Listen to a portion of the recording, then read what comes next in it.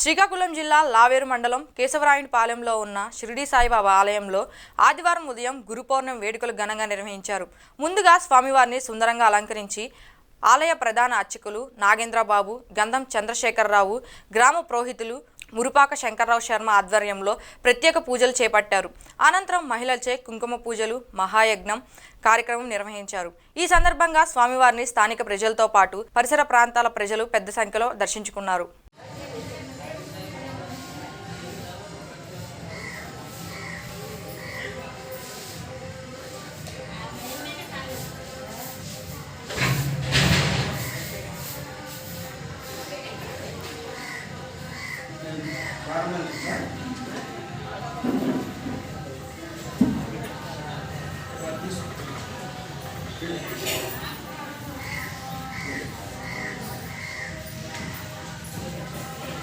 మరి దక్షిణ చేతులు తీసుకున్న మళ్ళీ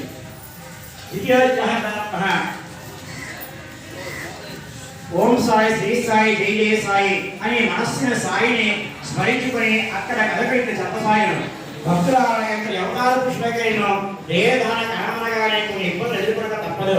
తానకవధ మాయుధ శుభానుభుడ ఆర్య శతమోత్సవం శివ హరిపంగము పరశురామ గర్వచ్ఛేదము రాజ్యమును విడిచి నిర్ముడై వనవాసన చేయుట భరత దాసుని దిగి రమ్మను చరింపని సత్యదీక్ష ఒకే ఒక్క జాము సమయంలో కరదోషణ విసురారి 14,000 మంది రాక్షణ సైమాత్ర వంటి అద్భుతములు జరిగినను సప్తపాల భేదమును వారు బలైన జరిగినది.